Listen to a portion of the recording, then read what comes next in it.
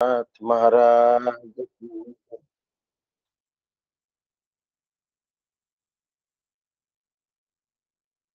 वंशी विभूषित करान्नवनीरदाभा पीतांबरा दरुणबिंब फलाधरुष्टा पूर्णेन्दु सुंदर मुखादरविंद नेत्रा कृष्णात् परम किमपि तत्त्वमहं न जाने शास्त्रं शारीरकमीमांसा देवस्तु परमेश्वरः आचार्यः शंकराचार्यः सन्तु मे जन्म जन्मनि।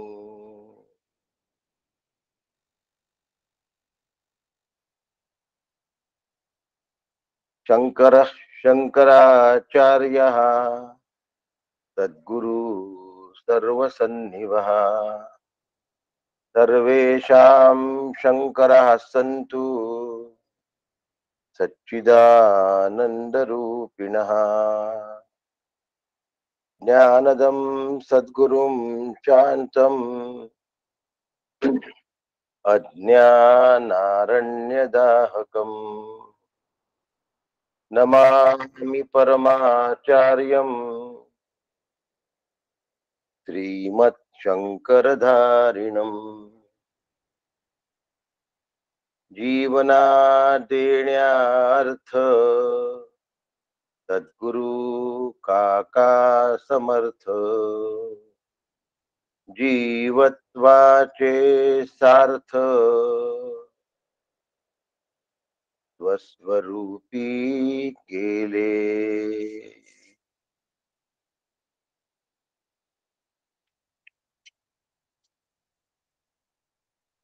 सद्गुरु कृपेचे फळ आनंदले जीव सकळ स्वानंद सागराचे जळ उतंबळे। सद्गुरुनाथ महाराज की जय।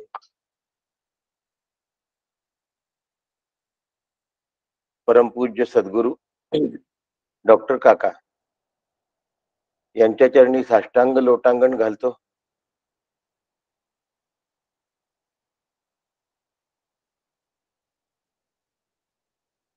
परमपूज्य मंदाताई यांच्या चरणी शिरसाष्टांग वंदन करतो।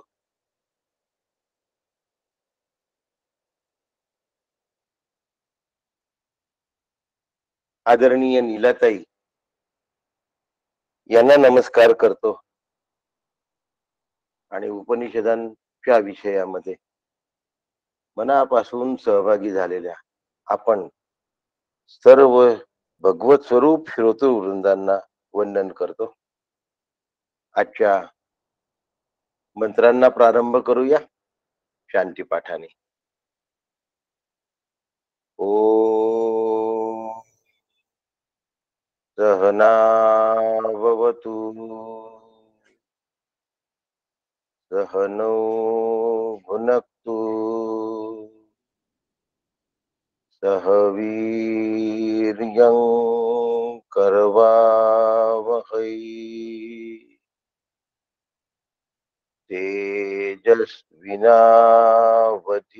तेजस्विनावधीतमस्तु मा विद्विषावहै। ओम शांति शांति शांति। हरि ओम श्री गुरुभ्यो नमः। हरि ओम।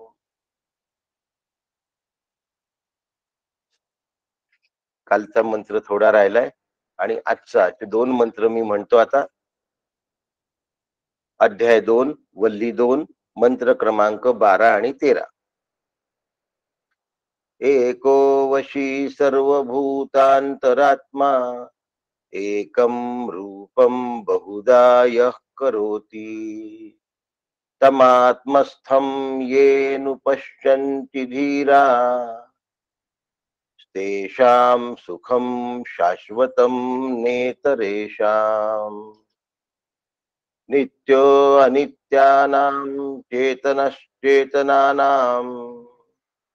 एको बहूनां यो विदधाति कामान् तमात्मस्थं येऽनुपश्यन्ति धीरा तेषां शांती शाश्वती नैतरेषाम्.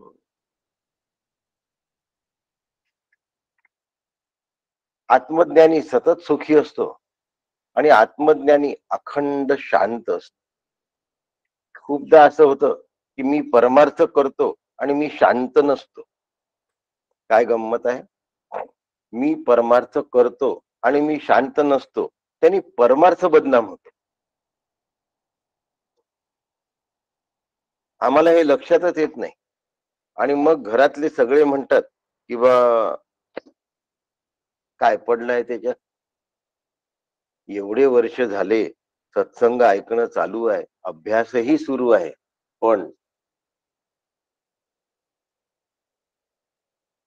त्यांना कशाचं काही नाही. म्हणजे समजलं तुम्हाला काय म्हणायचंय. पण त्यांना कशाचं काही नाही.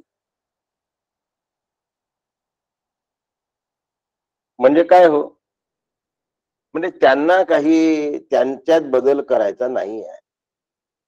असा जर परमार्थ झाला तर त्यांनी दुसऱ्याचं तर सोडा, पण माझं कल्याण व्हायचं राहून जातं. आणि म्हणून सतत सुखी असण्यासाठी आत्मज्ञान प्राप्त करावं लागतं. आणि आत्मज्ञान म्हणजे आत्म्याचं ज्ञान नव्हे. मी आत्मा आहे हे ज्ञान, याला आत्मज्ञान असं म्हणतात. ही गल्लत होऊ नये म्हणून हे नेहमी नेहमी सांगत असतो.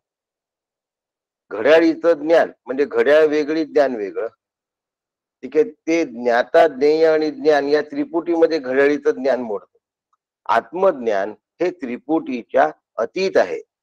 म्हणून मी आत्मा आहे हे आत्मज्ञान आहे. आत्मस्वरूपामध्ये, आत्मज्ञानामध्ये भेद नावाची गोष्ट औषधाला सुद्धा नसते, हे आपण काल पाहिलं आहे. आणि तीन प्रकारचे भेदही आपण पाहिले, स्वगत, सजातीय आणि विजातीय.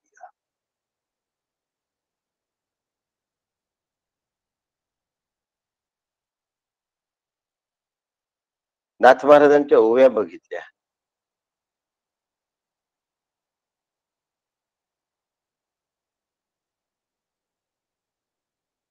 आणि मग ह्यातून आपण हे लक्षात घेतलं की आत्म्याला स्वगत भेदही नाही, सजातीय भेदही नाही आणि विजातीय भेदही नाही. विजातीय भेद याच्यासाठी नाही की आत्म्या व्यतिरिक्त दुसरी वस्तू अस्तित्वातच नाही. सजातीय भेद याच्यासाठी नाही की दुसरी वस्तूच अस्तित्वात नाही तर दुसरी जाती कशी अस्तित्वात राहील. आणि स्वगत भेद याच्यासाठी नाही की त्याच्या आत आणि बाहेर त्याच्याशिवाय दुसरं काही नसल्यामुळे आत्म्यामध्ये स्वगत भेद सुद्धा अस्तित्वात नाही. असा आत्मा सगळ्या विश्वामध्ये संचार करतो. आत्मा विश्वामध्ये संचार करतो की विश्व आत्म्यामध्ये आहे व्यापलेलं. विश्व आत्म्यामध्ये व्यापलेलं नाही. आत्मा विश्वामध्ये संचार करतो. आणि म्हणून आत्म्याच्या एका अंशावर सगळं जगत म्हणजे ब्रह्मांड स्थित आहे. एकांशेन स्थितम जगत, हा अगदी सूक्ष्माचा अभ्यास आहे, लक्षात ठेवा. हा अभ्यास अत्यंत सूक्ष्म आहे.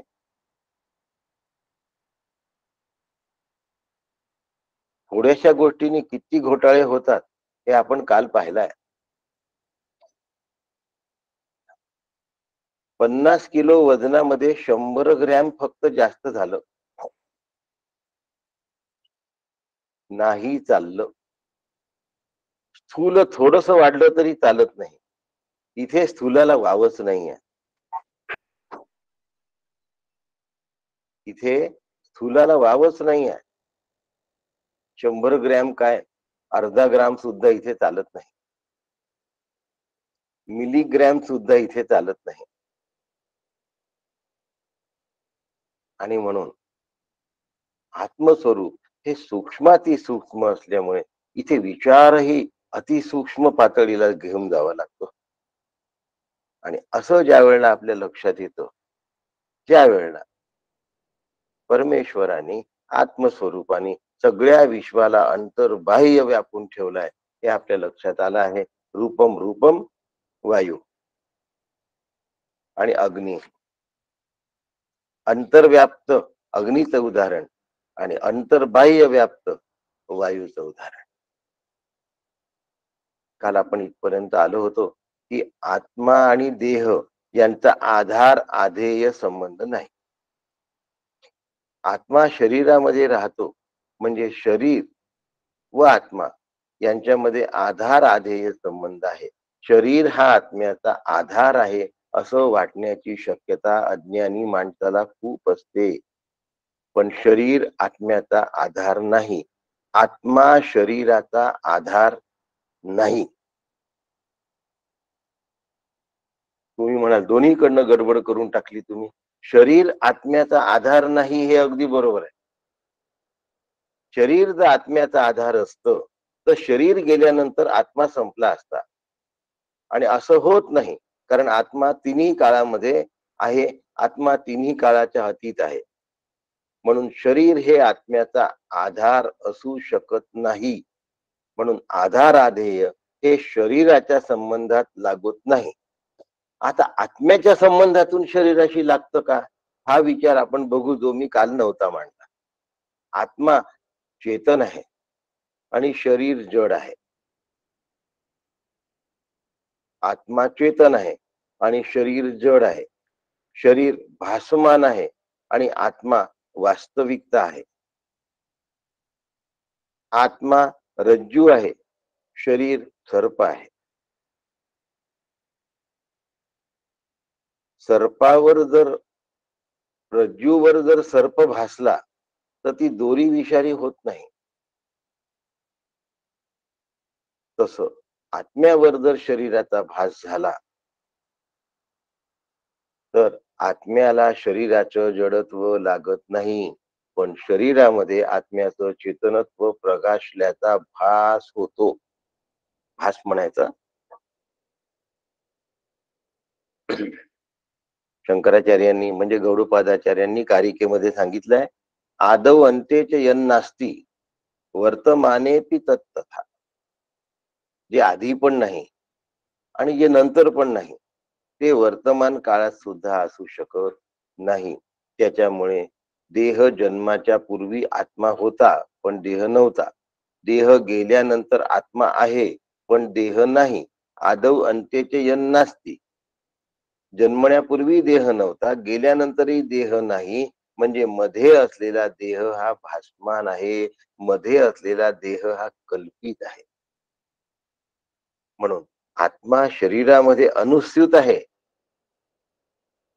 आत्मा शरीरामध्ये अनुस्यूत आहे, पण आत्मा शरीरावर अवलंबून नाही. आत्मा शरीराच्या विलक्षण स्वरूपाचा असल्यामुळे आत्मा शरीरावर अवलंबून नाही. घटामध्ये आकाश आहे, घटामध्ये आकाश आहे, पण आकाश घटावर अवलंबून नाही. घट फुटला तरीही आकाश नष्ट होत नाही. आता एकोवशी समजलं तुम्हाला. हा सगळा एकोवशीचा अर्थ होता. सर्व भूतांतरात्मा. आता सगळ्यांच्या भूतामध्ये आत्मा आहे. आता तरी ते एक कसं? तुगड्यामध्ये आकाश आहे, माठामध्ये आकाश आहे, रांजणामध्ये आकाश आहे. तुगड, माठ आणि रांजण तिन्ही मध्ये आकाश आहे.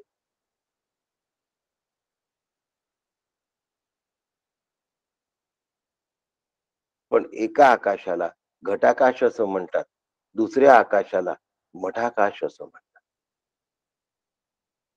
आणि सुगडे, रांजण आणि घट याच्या बाहेर असलेल्या आकाशाला महदाकाश असं म्हणतात.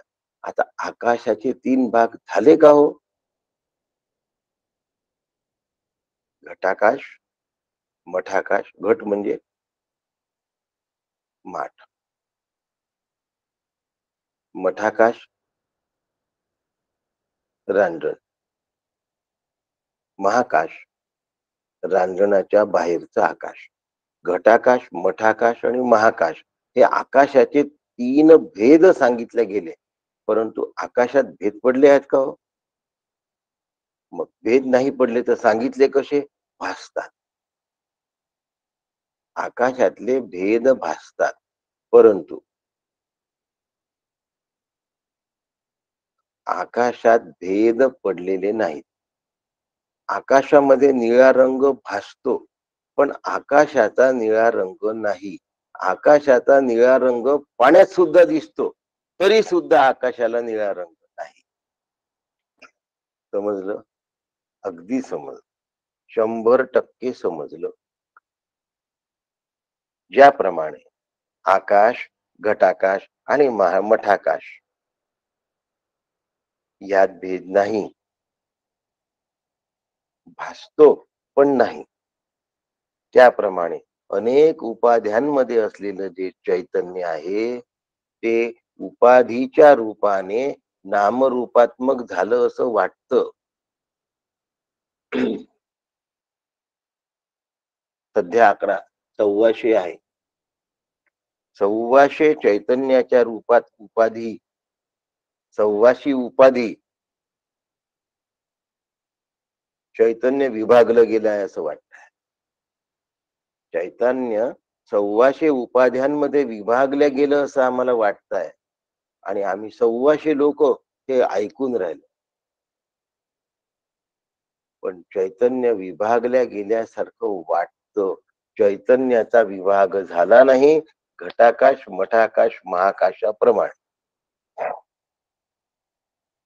विश्वम दर्पण दृश्यमान नगरीम तुल्यम निजांतर्गतम पश्चन्नात्मनि मायया. एका आरशामध्ये अनेक विश्व दिसतात.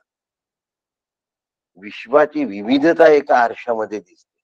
म्हणून विश्व आरशात आलाय का हो? विश्वम दर्पण दृश्यमान नगरीम. आता आपलं जे गाव आहे ते आरशामध्ये दिसतंय. आता गाव आरशात मावलं का? नाही ना. पण दिसतंय ना.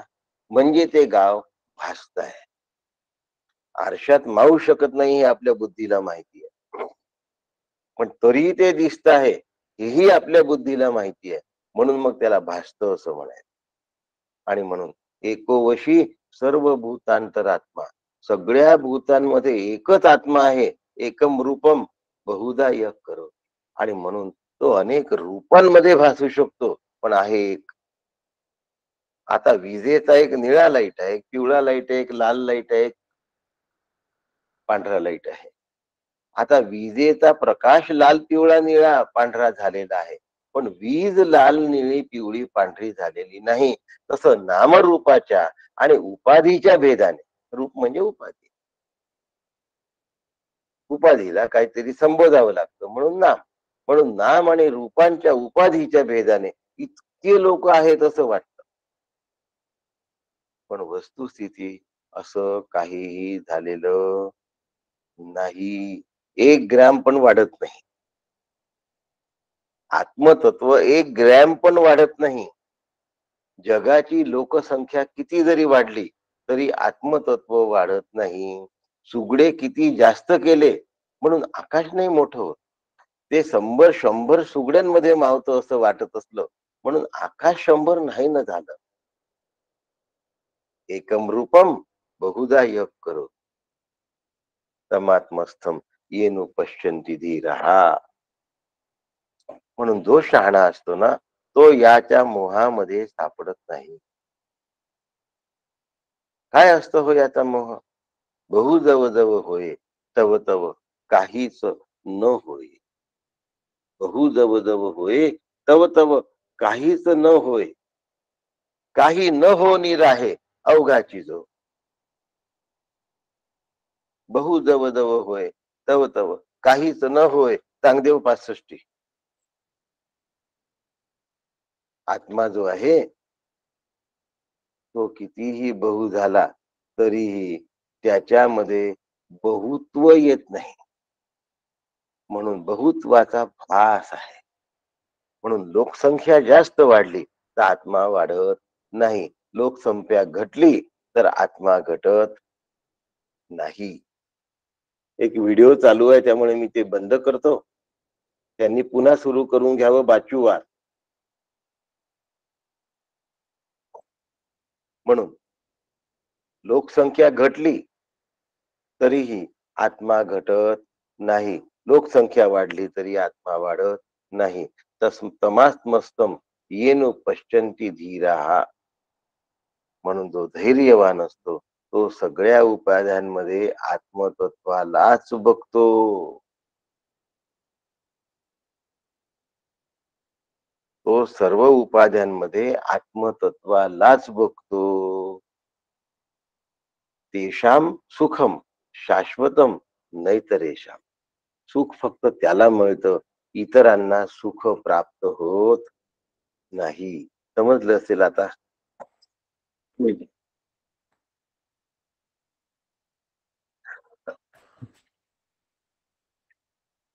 एक उदाहरण देऊन देतो.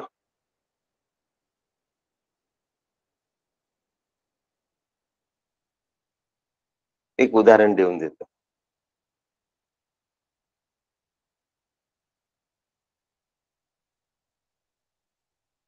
अधिष्ठान कागद आहे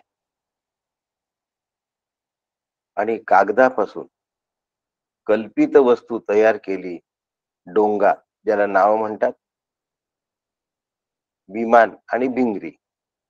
एका कागदापासून 3 वस्तू तयार केल्या.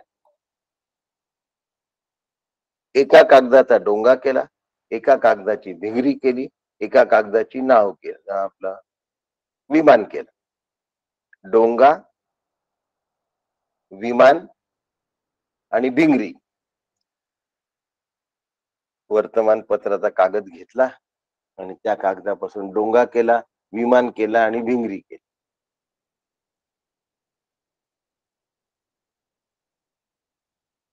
आता डोंगा, विमान आणि भिंगरी हे कागदावर अवलंबून आहे.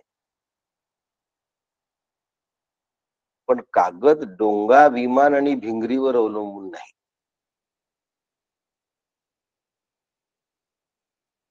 बांगडी, पाटली, नेकलेस सोन्यावर अवलंबून आहे. पण सोनं, बांगडी, पाटली, नेकलेसवर अवलंबून नाही. रांजण, माठ आणि सुगड हे मातीवर अवलंबून आहे. पण माती, रांजण, माठ आणि सुगड्यावर अवलंबून नाही. छान समजलं तुम्हाला असं मी गृहीत धरतो. आणि ह्यातून एक पक्क लक्षात ठेवा की बिंब हे कोणावरही अवलंबून नाही, पण प्रतिबिंब हे बिंबावर अवलंबून आहे. प्रतिबिंब बिंबाशिवाय राहू शकत नाही. म्हणून बिंब प्रतिबिंब वादामध्ये प्रतिबिंब भिन्न भासले तरीही ते बिंबरूप आहे हे लक्षात ठेवा. अध्यस्त अधिष्ठान या वादामध्ये अध्यस्त अधिष्ठान रूप आहे हे लक्षात ठेवायचं. आणि जेव्हा हे लक्षात ठेवतो त्यावेळेला ब्रह्म सत्यम जगन मिथ्या जीव ब्रह्मैव नापरहा. जेवढं काही जगत दिसत आहे ना, जेवढं काही जगत जीव ब्रह्मैव नापरहा, तो जीव ब्रह्मरूपच आहे. मग जीव तुम्हाला किती भासो, जीव ब्रह्मैव नापरहा. म्हणून जीव स्वतः परब्रह्म स्वरूप आहे. जीव स्वतः परब्रह्म स्वरूप आहे. पण आम्ही स्वतःला प्रतिबिंब मानतो, त्यामुळे आम्ही बिंबरूप होत नाही. आमचा बेसिक प्रॉब्लेम काय आहे? एकदा श्रीगुरूंकडून उपदेश झाला आणि त्याचं जर श्रवण झालं तर अपरोक्षत्वाने प्रत्यगात्म स्वरूप मी आहे हे कळतं. त्यांनाच शाश्वत आणि चिरंतन प्राप्ती होते. म्हणून आत्मन्येवात्मना तुष्टः तिथ प्रज्ञस्तदोच्यते.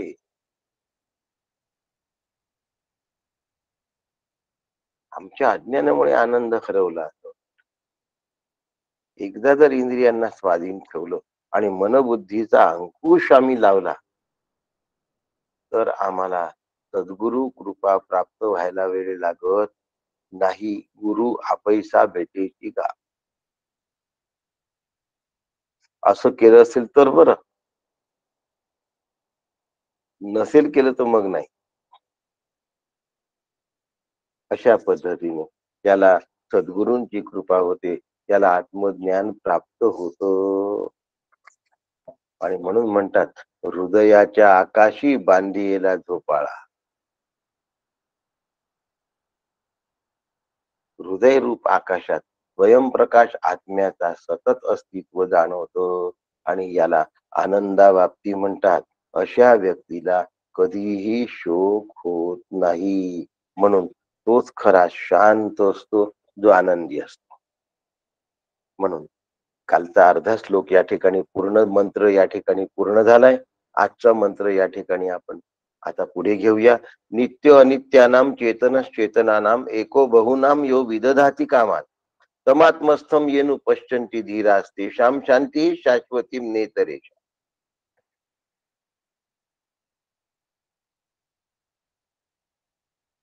नित्य अनित्यानाम चेतनश्चेतना. अनित्यामध्ये नित्य काय असेल तर आत्मतत्व आहे. अचेतनामध्ये चेतन काय असेल तर आत्मतत्व आहे. यो विदधाती कामा.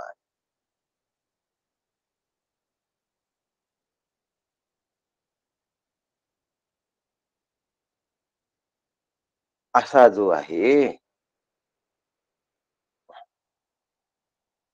त्या पुरुषालाच परमशांती प्राप्त होते. माऊलीने एक ओवी आहे ज्ञानेश्वरीमध्ये, आठवत असेल लोकांना, खूप जणांना आठवत असेल, कारण की प्रचलित ओवी आहे. जडाजडी अंशी राहते जे किरीटी तरीसी ते चेतना घ्या तुझसी लटिके नाही. जडाजडी अंशी राहते जे सरीसी ते चेतना गा तुझसी लटिके नाही. जी जड आणि चेतन दोन्ही भागात सारखेपणाने आहे. चेतन स्वरूप चैतन्याची सत्ता पाषाण आदी जडात पण आहे आणि जराजुजादी चेतन प्राण्यात पण आहे.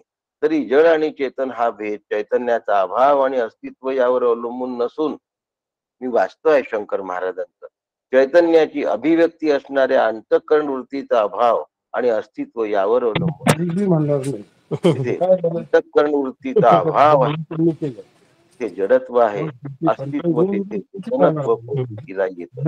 कारण जड चेतनाची चैतन्याची सामान्य सत्ता तिला चेतना असं म्हणतात. हे मी तुला खोटे सांगत नाही, लटिके नाही. इतकं अवघड झालेलं आहे, कसं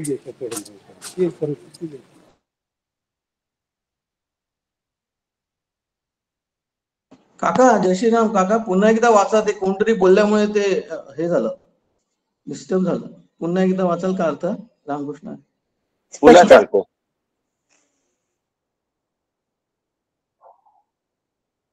गजानन वाकोडींचा चालू होता.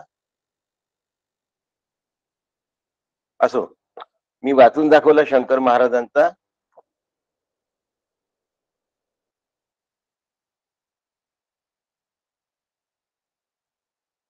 काका ती डबल घ्या.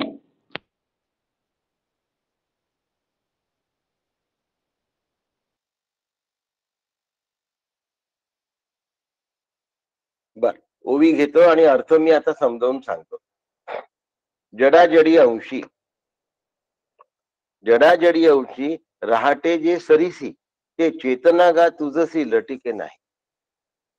महाराज सांगतात आहे, माऊली सांगते आहे, जड आणि अजड दोघांमध्येही भगवंत आहे, दोघांमध्येही आत्मतत्व व्याप्त आहे. आत्मतत्व जडामध्येही आहे आणि आत्मतत्व चेतनामध्ये सुद्धा आहे. मग आपल्या समोर पहिला प्रश्न येईल, नित्य अनित्यानाम आणि चेतनश्चेतनानाम याचा अर्थ सांगणं चालू आहे. अजडामध्ये अजड म्हणजे चेतन आणि जड म्हणजे जड. ज्याला मी कोण आहे हे कळतं, इतर कोण आहे हेही कळतं, त्याला चेतन असं म्हणतात. ज्याला मी कोण आहे हेच कळत नाही, त्याला चेतन म्हणत नाही. घड्याळीला किती वाजले हे कळत नाही, म्हणून घड्याळ जड आहे. मला किती वाजले हे कळतं, म्हणून मी चेतन आहे. चेतन स्वतःलाही ओळखतो आणि दुसऱ्यालाही ओळखतो. जड स्वतःलाही ओळखत नाही आणि दुसऱ्यालाही ओळखत नाही. सोपी भाषा ही जड चेतनाची. आता जड जड का बरं आहे? त्यामध्ये अंतःकरण नाही आहे आणि अंतःकरणामध्ये असलेला आत्मतत्वाचा जो चिदाभास, त्याला माया विशिष्ट साभास चेतन असं म्हणतात, तो त्यात नसल्यामुळे जडामध्ये तो नाही आणि जडामध्ये चिदाभास नसल्यामुळे, अंतःकरण नसल्यामुळे चिदाभास नाही. आता आरसा पृथ्वी तत्वच आहे आणि मातीचं ढेकूळ पृथ्वी तत्वच आहे, पण मातीच्या ढेकळामध्ये आपला चेहरा दिसत नाही आणि आरशामध्ये दिसल्याशिवाय राहत नाही. म्हणून चेतनामध्ये आत्मतत्वाचं प्रतिबिंब दिसतं, कारण अंतःकरणाचा आरसा आहे आणि जडामध्ये अंतःकरण नावाचा आरसा नसल्यामुळे आत्मतत्व दिसत नाही, मातीच्या ढेकळाप्रमाणे. म्हणून त्याला जड असं म्हणतात. म्हणून खुर्ची जड आहे, टेबल जड आहे, दगड जड आहे, भांड जड आहे. सेलवर चालणारी घड्याळ सुद्धा जडच आहे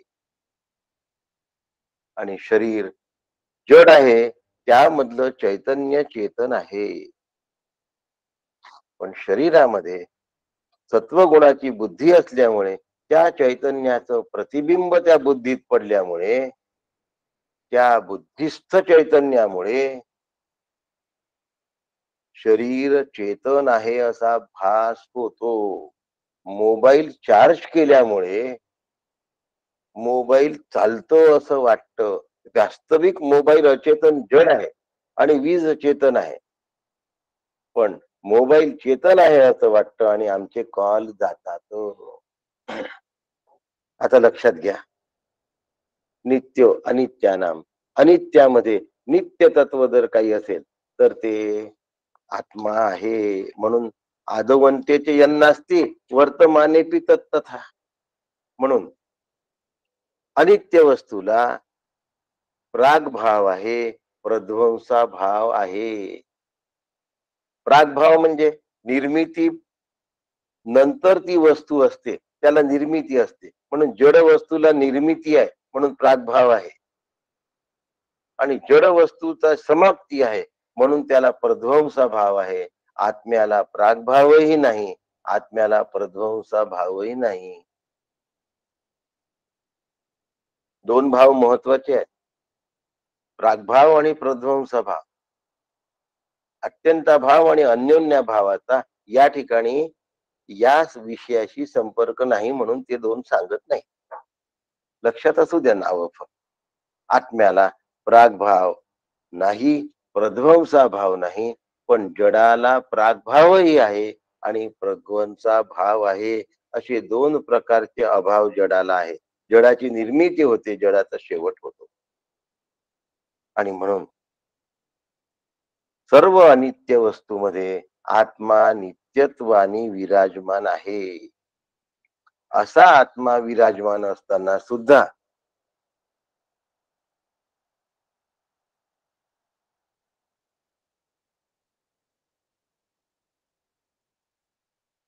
आम्हाला जड वस्तू मधला आत्मा कळत नाही, पण चेतन वस्तू मधला आत्मा कळतो.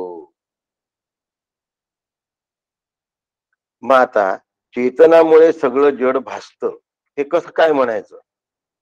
ज्या अर्थी विस्तवावर ठेवलेलं पाण्याचं भांड गरम होतं आणि भांड मध्ये असताना सुद्धा पाण्यामध्ये उष्णता येते, त्याप्रमाणे जडामध्ये बुद्धीमध्ये असल्यामुळे आत्म्याचं प्रतिबिंब येतं आणि जड शरीर चालतंय, चेतन आहे असं वाटतं. म्हणून आत्मस्वरूप सर्व अध्यस्त अनित्य वस्तूंचं अधिष्ठान आहे आणि नित्य शाश्वत आहे. त्यामुळे तो जड प्राण्यांमध्ये सुद्धा चेतन आहे असं वाटतं.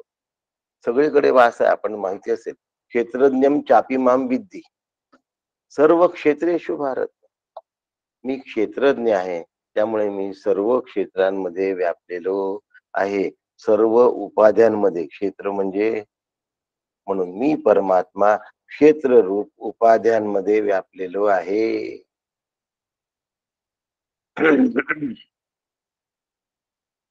आत्मचैतन्याच्या सत्तेमुळे उपाध्यांना चेतनत्व येते. म्हणून धीर पुरुष या आत्मचैतन्याला बघतात. म्हणजेच या ठिकाणी सांगितलंय, तो त्या आत्मचैतन्य जे असतं ते परमेश्वराच्या रूपाने साक्षीत्वाने कर्माचे फळ देतो. ओवी क्रमांक 81. तोची सर्वज्ञ सर्वेश्वर राहुनी स्वरूपी स्थिर जीवा ते कर्मानुसार फळे ये. आता बघा, निरपेक्ष व्यापक परब्रह्म, सर्व व्यापक ईश्वर, अल्प व्यापक जीव. अल्पज्ञ जीव, सर्वज्ञ ईश्वर, ज्ञानरूप ब्रह्म.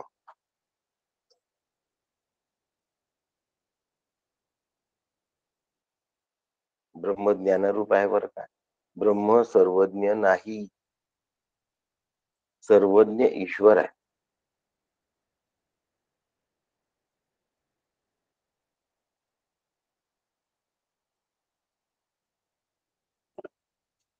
अशा रीतीने देहरूप नगरामध्ये तो शयन करतो. पुरुनी शेते इति पुरुषः अंगुष्ट मात्रम पुरुषम सांगणं झालंय आपलं. त्याला जो जाणतो त्याला शाश्वत शांती मिळते, दुसऱ्याला मिळत नाही. अशा पद्धतीने आपल्याला ज्या वेळेला चिंतन करता येईल तेव्हा आपल्याला लक्षात येईल की जो विवेकी असतो, तमात्मस्थम येनु पश्यन्ति धीरः, हा जो धैर्यवान आहे हा विवेक. तेषाम शाश्वतीम शांतीम शाश्वतीम नेतरेषाम, त्यालाच फक्त शाश्वत शांती प्राप्त होते, इतरांना. याचं अंतःकरण शास्त्र आणि गुरु याच्या उपदेशामधून श्रवणादी साधनेला लागतं. त्याचंच मन विषयांपासून पूर्णतः निवृत्त होतं. त्याच्याच परिपक्व अंतःकरणामध्ये ज्ञान उदयाला येऊन आत्मस्वरूपाचे दर्शन होतं. त्याला शाश्वत चिरंतन सुख आणि शांती प्राप्त होते.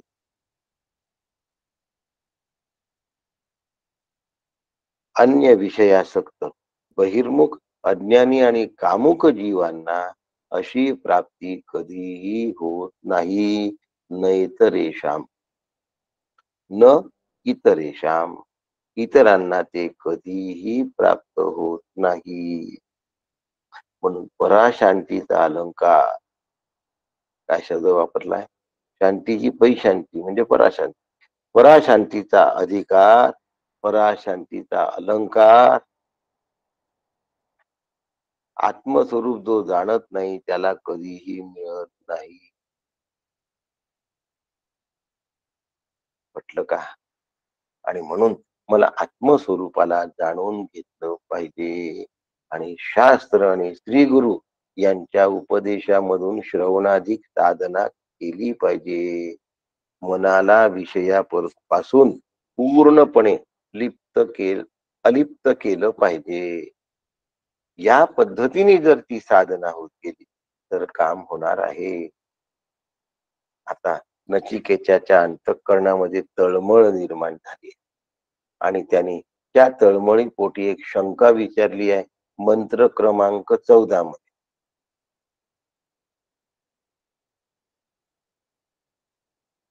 ते म्हणतात, असं जे अनिर्वचनीय स्वरूप आहे, परमसुख आहे, ते मी कसं जाणेल, हे माझ्या बुद्धीला कळण्यासारखं आहे की नाही कळण्यासारखं आहे. नचिकेत्याच्या तळमळीची शंका. तदेदतीति मन्यते अनिर्देशम परमं सुखम कथम नु तद्विजानीयाम किमु भाती विभाती वा.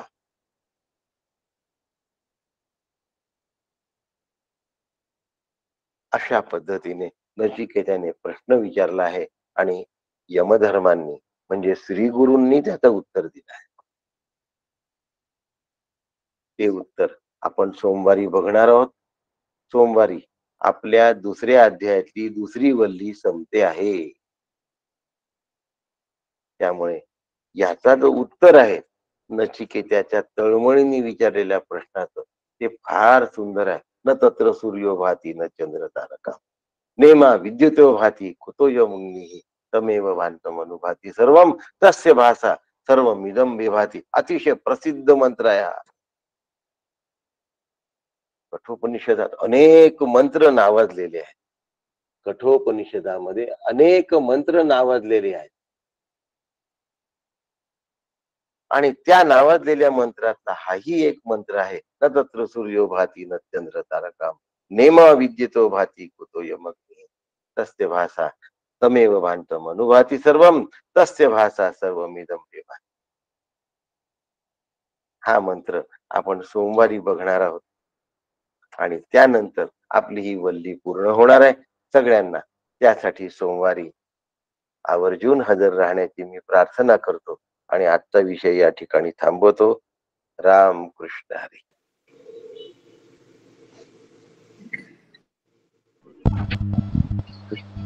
रामकृष्ण हरी काका.